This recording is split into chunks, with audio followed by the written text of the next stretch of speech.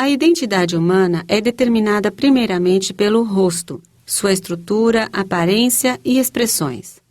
As alterações determinadas pela idade que afetam a aparência do rosto podem levar o indivíduo a sentir que sua identidade mudou ao longo do tempo.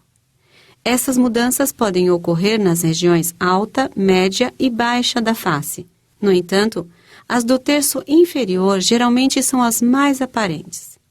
As modificações incluem o desenvolvimento de linhas profundas nas bochechas e em torno da boca, flacidez e excesso de pele nas bochechas, linha da mandíbula e pescoço e dobras ao redor do pescoço. Na maioria das vezes realizada entre os 45 e 55 anos, o lifting facial do terço inferior pode ajudar a diminuir rugas profundas, papadas e flacidez e dobras do pescoço, restaurando uma aparência mais firme e jovem. Antes de saber como funciona o lifting facial ou ritidoplastia, é importante conhecer a estrutura do rosto e entender como o processo de envelhecimento provoca mudanças ao longo do tempo. A face é formada por camadas de pele, músculo e gordura, que se estendem acima dos ossos faciais. Semelhantes a um elástico que foi esticado, os tecidos do rosto enfraquecem, perdendo a elasticidade e a capacidade de se manterem firmes e vigorosos. O rosto envelhece por vários motivos. Em resposta aos danos causados pelo sol e outros fatores, a rede de sustentação da pele, constituída por colágeno e elastina, é destruída. Consequentemente, a pele perde parte de sua estrutura e elasticidade e fica flácida. Além disso, os músculos faciais enfraquecem e se distendem, e os depósitos de gordura, que normalmente dão à face um aspecto arredondado e suave, descem e diminuem, criando áreas fundas. Essas mudanças juntas criam rugas profundas, papadas e flacidez da pele na parte baixa do rosto.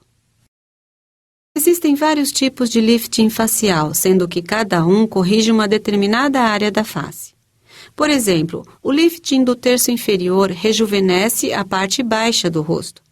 As mudanças causadas pela idade que acometem as porções superior e média do rosto geralmente são corrigidas com o lifting da testa e do terço médio da face, respectivamente. No lifting facial do terço inferior, os tecidos conjuntivo e muscular subjacentes, conhecidos como SMAS, são elevados, a pele do rosto esticada e o excesso de pele removido. É importante lembrar que esse tipo de lifting não corrige as marcas do envelhecimento na testa ou ao redor dos olhos, nem trata as linhas finas ou as irregularidades de forma e textura da pele. O médico pode ajudá-lo a determinar o procedimento mais adequado e se um procedimento adicional, como blefaroplastia ou peeling, produziria um rejuvenescimento facial mais amplo. A duração de um lifting facial do terço inferior é de aproximadamente 3 horas, dependendo da extensão do tratamento. Antes do início do procedimento, a área a ser tratada é limpa e um anestésico será administrado. Normalmente aplica-se anestesia geral, onde o paciente dorme durante a cirurgia. No entanto, é possível administrar anestesia local com sedação, onde o rosto e as áreas próximas ficam dormentes e você relaxado. Antes da incisão, o cabelo à volta é repartido e é aplicada uma pomada antisséptica que ajuda a mantê-lo no lugar. Uma vez que a área da incisão fica exposta, as linhas de incisão são cuidadosamente desenhadas de modo que as cicatrizes fiquem as mais escondidas possíveis.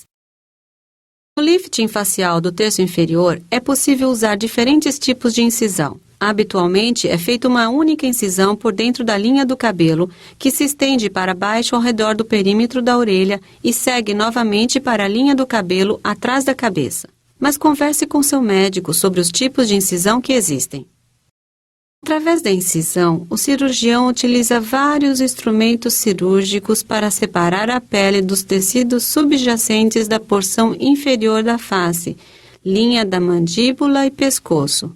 Dessa forma, a estrutura conhecida como SMAS fica exposta, que pode ser reposicionada para obter uma aparência mais jovial.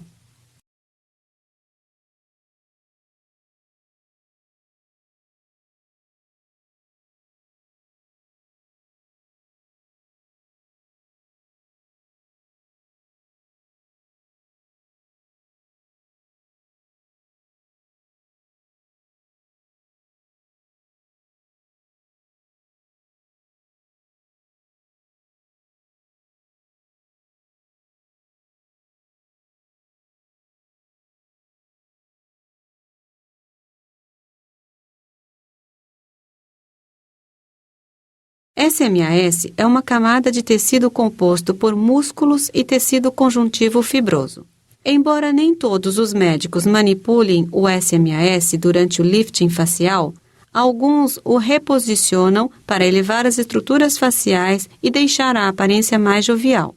Existem vários métodos que podem ser utilizados para suspender o SMAS, como dobra ou remoção, em que o tecido é aumentado e suspenso com suturas. Apesar de as técnicas serem diferentes, todas elas suspendem e esticam as estruturas subjacentes da face.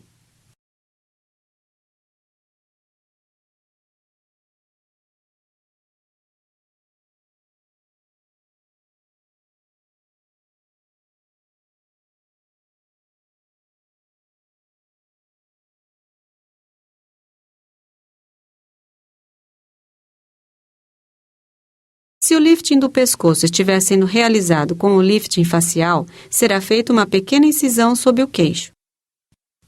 Em alguns casos, os músculos do pescoço, conhecidos como platisma, são manipulados. Semelhante ao SMAS, o cirurgião pode preferir dobrar os músculos do pescoço ou remover parte deles para diminuir a flacidez da pele e as dobras do pescoço. Há casos também em que o médico opta por remover a gordura para modelar ainda mais a região. Se estiver preocupado com a aparência do pescoço, veja com seu médico as diferentes opções de tratamento. Após todos os ajustes necessários nas estruturas subjacentes, a pele é reposicionada sobre a face. Em alguns casos, o cirurgião pode colocar um dreno cirúrgico abaixo da pele para impedir a formação de líquido durante a cicatrização, embora em geral não seja necessário. A pele é esticada para determinar o excesso a ser removido. São feitos cortes guia e colocadas suturas em diferentes pontos da incisão para estabelecer a tensão mais apropriada.